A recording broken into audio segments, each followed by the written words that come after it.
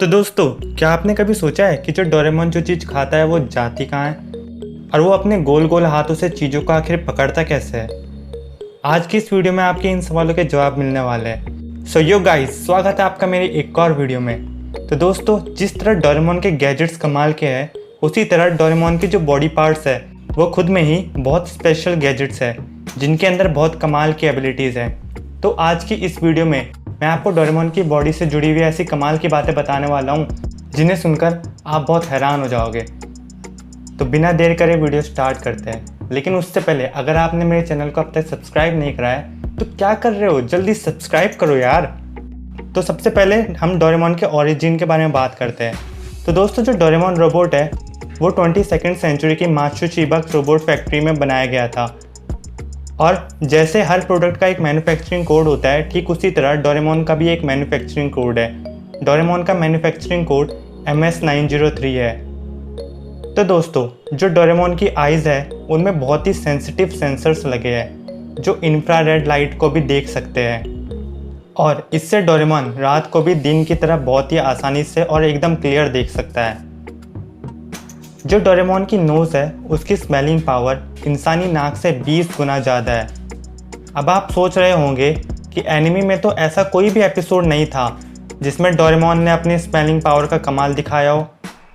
वो इसलिए क्योंकि उसकी नाक खराब है, इसलिए उसकी सूंघने की शक्ति भी घटकर आम इंसान जितनी हो गई है। अब अगर हम कानों की बात करें तो आपको पता होगा कि डोरेमोन के कान एक चूहे ने कुतर दिए थे, और ये मैंने अपनी पहले वाली वीडियो में भी एक्सप्लेन करी है।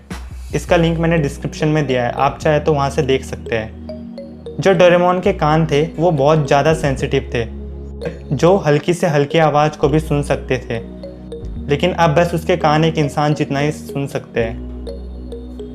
जो डोरेमोन का मुंह है वो भी नॉर्मल साइज से बहुत बड़ा खुल सकता है। दूसरी कैट्स की तरह डोरेमोन के भी विस्कर्स हैं। असल में जो कैट्स होती है उनके लिए उनके विस्कर्स बहुत इंपॉर्टेंट होते हैं, क्योंकि उन्हीं की मदद से वो अपने सराउंडिंग एरिया को सेंस करते हैं और अपनी पोजीशन का पता लगाते हैं। ठीक उसी तरह डोरेमोन के विस्कर्स भी एक रडार की तरह काम करते हैं जो उसे उसके आसपास की चीज़ों के बारे में बताते हैं। लेकिन ये विस्कर्स भी अभी ख़राब है। डोरेमोन एक बेबी केयर रोबोट है, इसलिए उसके हाथ भी राउंड और सॉफ्ट है ताकि बच्चों को चुभे नहीं। अब ये बात तो ज़रूर सोची होगी आपने कि उस गोल हाथों से वो चीज़ों को कैसे पकड़ता है। असल में उसके हाथों में वैक्यूम पावर है जिससे वो चीज़ों को अपनी तरफ खींच लेते हैं। डोरेमोन के गले में एक बेल है, ये भी एक गैजेट है।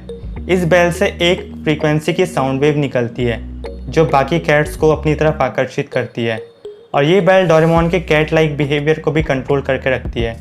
लेकिन अफसोस, इसे भी रिपेयरिंग की ही ज़रूरत है। अब वो चीज़ जो डोरेमोन को डोरेमोन बनाती है, यानी उसकी 4D पॉकेट जिससे वो गैजेट्स निकालता है। असल में डोरेमोन के पास 2 4D पॉकेट्स हैं जो आपस में कनेक्टेड है। उसकी 4D पॉकेट्स में 4 डायमेंशनल स्पेस है जिससे उसमें कई सारी चीज़ें स्टोर करी जा सकती है। ये ऑब्जेक्ट्स के मास को बिना चेंज करे उनको श्रिंक या इनलार्ज भी कर सकती है।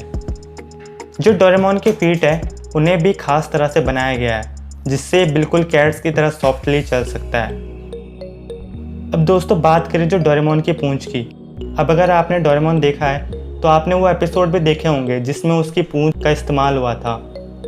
असल में जो डोरेमोन की पूंछ है वो भी एक टाइप का गैजेट है।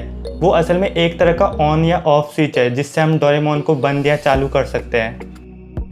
अब दोस्तों, आपने ये तो सोचा ही होगा कि जो भी चीज़ डोरेमोन खाता है वो आखिर जाती कहाँ है। हमने उसे कभी भी टॉयलेट जाते हुए तो नहीं देखा।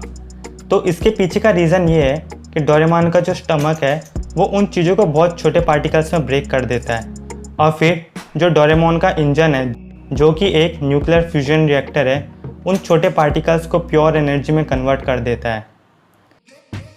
अब दोस्तों, आप ये सोच रहे होंगे कि डोरेमोन के जो ज़्यादातर पार्ट्स है वो आखिर ख़राब क्यों है। तो इसके पीछे का रीज़न ये है कि जब डोरेमोन की प्रोडक्शन हो रही थी फैक्ट्री में तो उसके ऊपर एक बिजली का झटका लगा था जिसकी वजह से उसके मशीन में कुछ खराबी आ गई थी, और उसी वजह से उसके कुछ पार्ट्स जो थे वो भी डैमेज हो गए थे। तो दोस्तों, ये वीडियो आपको कैसी लगी? अगर पसंद आई हो तो लाइक एंड शेयर जरूर करना। बहुत जल्द मिलेंगे एक और नई वीडियो के साथ। तब तक के लिए गुड बाय।